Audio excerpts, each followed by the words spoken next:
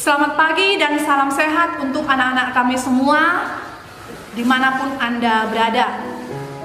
Pada pembelajaran kali ini, kita akan memulai pembelajaran prakarya bersama dengan Ibu Veronica Situmorang. Sebelum pembelajaran kita mulai, Ibu mengajak anak-anak kami supaya berdoa terlebih dahulu di rumah masing-masing. Mari kita berdoa. Doa dimulai.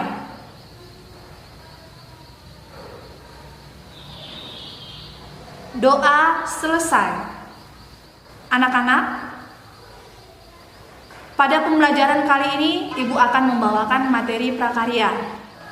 Apa sih pentingnya pembelajaran prakarya buat anak-anak kami? Nah, Ibu mau mengajak Anda untuk mengulas sedikit tentang pembelajaran prakarya. Prakarya itu sendiri terdiri dari dua kata. Yang pertama, pra, dan yang kedua, karya. Pra mengandung makna sebelum atau belum. Dan karya mengandung makna hasil karya. Jadi prakarya itu dapat kita definisikan sebagai hasil kerja yang belum jadi. Ya, prakarya dapat kita artikan sebagai hasil karya yang belum jadi, atau sering kita sebutkan prakarya itu keterampilan atau hastakarya atau barangkali kerajinan tangan. Ya. Bahan mentahnya boleh dari bahan-bahan bekas atau kita beli dari pasar.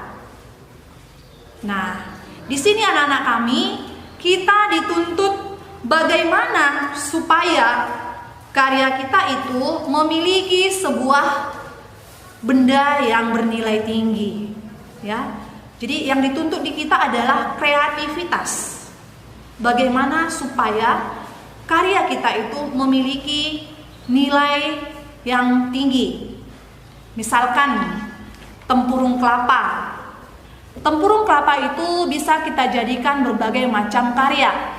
Misalkan membuat kancing baju, atau barangkali membuat asbak, atau barangkali tempurung kelapa itu bisa kita jadikan sebagai sendok. Nah, di sini anak-anak kita dituntut bagaimana atau kemampuan yang kita miliki supaya bahan mentah tadi, tempurung kelapa tadi itu menjadi sebuah karya yang bernilai tinggi.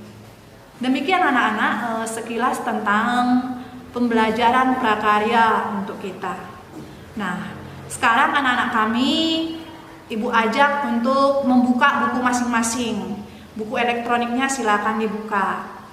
Ya, silakan kamu buka buku prakaryamu bab 1. Bab 1 itu kerajinan serat. Ya.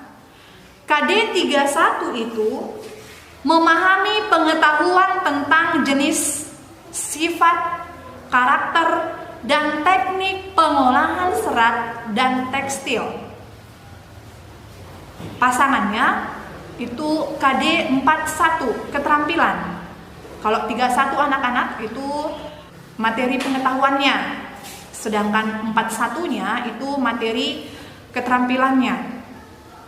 Jadi KD 41 memilih jenis bahan dan teknik pengolahan serat atau tekstil yang sesuai dengan potensi daerah setempat. Misalnya rumput atau ilalang, kapas, bulu domba, kayu, kain, tali plastik, dan lain sebagainya. Nah, tujuan pembelajaran kita apa anak-anak? Untuk apa itu kita pelajari tadi KD 31, 41? Apa tujuan pembelajaran kita? Nah, lewat pembelajaran KD 31 dan 41, anak-anak didik kami dituntut supaya bisa mengidentifikasi jenis, ya, bisa mengidentifikasi jenis bahan serat yang ada di daerah kita masing-masing. Yang kedua, peserta didik dapat mengetahui fungsi dari bahan serat itu. Apa fungsinya? Yang ketiga, anak-anak didik kami dituntut dapat mengidentifikasi karakteristik dari bahan serat itu. Dan yang keempat, anak didik kami dituntut untuk mengetahui bagaimana teknik pengolahan bahan serat itu agar dapat menjadi sebuah barang yang bernilai tinggi. Nah, anak-anak, pada materi pembelajaran ini, kamu akan Ibu ajak yang pertama untuk mengenal karakteristik dari bahan serat alam. Apa yang dimaksud dengan bahan serat alam? Ya, untuk mengetahui jawabannya, apa itu bahan serat alam, kamu Ibu ajak untuk mengamati gambar yang ada di layar monitor. Ya, silakan amati gambar yang ada di layar monitor itu. Ada 3 gambar. Gambar yang pertama itu merupakan gambar dari sekumpulan pandan berduri. Dan yang kedua itu adalah gambar dari biji kapas. Dan yang ketiga itu adalah gambar dari kulit kelapa atau serabut kelapa. Nah, sekilas anak-anak, Ibu akan menerangkan tentang pengertian dari serat alam itu. Serat alam adalah serat yang berasal dari alam, ya, karena jenis-jenis serat itu nanti banyak, kamu boleh membaca bukumu. Serat alam itu adalah serat yang berasal dari alam, dapat berupa tumbuh-tumbuhan, hewan yang digunakan untuk memenuhi kebutuhan sehari-hari. Ya, Ibu ulangi, serat alam adalah serat yang berasal dari alam, dapat berupa tumbuh-tumbuhan dan hewan yang digunakan untuk memenuhi kebutuhan sehari-hari. Misalnya seperti yang Ibu utarakan tadi di awal, pandan berduri. Pandan berduri itu dapat dijadikan sebagai apa? Nah, misalnya kalau di kampung Ibu, di Pangururan ini, pandan berduri itu bisa dijadikan sebagai tikar, dapat dijadikan sebagai topi, atau barangkali bisa dijadikan tas. Nah, itu tergantung kreativitas dari kita, ya, tergantung kreativitas kita. Nah, anak-anak, selanjutnya setelah kalian mengamati beberapa bahan serat alam, maka Ibu akan mengajak kalian untuk mengerjakan beberapa pertanyaan, ya, untuk mengerjakan beberapa pertanyaan. Yang pertama, tuliskanlah apa yang dimaksud dengan bahan serat, ya. Yang kedua, apa yang dimaksud dengan bahan serat alam. Yang ketiga, tuliskanlah jenis dan karakteristik bahan serat alam itu. Jadi ada 3 pertanyaan anak-anak, ya. Nah, kamu kerjakanlah itu di buku catatanmu, ya. Silakan kamu kerjakan di buku catatan. Untuk membantu kamu menjawab ketiga pertanyaan itu, silakan juga dibaca bukunya di materi bab 1.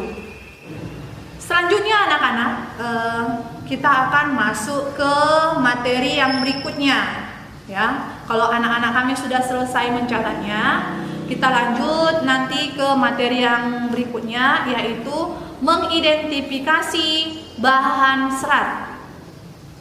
Nah, bagaimana caranya? Maka coba kamu buka bukumu halaman 5, ya. Bukumu halaman 5. Di sana ada beberapa asesmen yang diajukan ke Anda, ke anak-anak kami, untuk mengetahui apa-apa saja bahan-bahan serat itu. Yang pertama, kita diajak untuk mengamati produk kerajinan yang ada di daerah tempat tinggal kita, ya. Mengamati produk kerajinan yang ada di tempat tinggal kita. Setiap daerah itu memiliki kerajinan tangan yang berbeda-beda. Seperti di daerah Samosir, ya. Di Danau Toba boleh kita amati ada namanya eceng gondok. Nah, eceng gondok itu bisa dijadikan sebagai apa? Boleh dijadikan sebagai kerajinan tangan berupa tas, topi yang memiliki nilai barang yang bernilai tinggi.